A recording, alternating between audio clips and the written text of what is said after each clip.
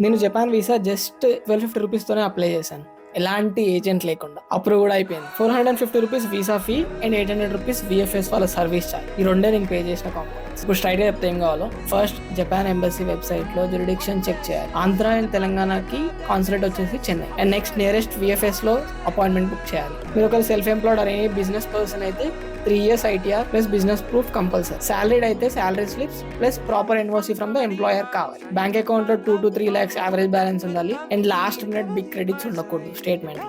Bank statements A4 size లో with stamp and sign తో ఉండాలి. Cover letter is the biggest thing here. Single and multiple ఎంట్రీకి same price 450 rupees. మీకు multiple entry కావాలి అంటే cover letter లో mention చేయాలి. జపాన్ చాలా ఎక్స్పెన్సివ్ కంట్రీ.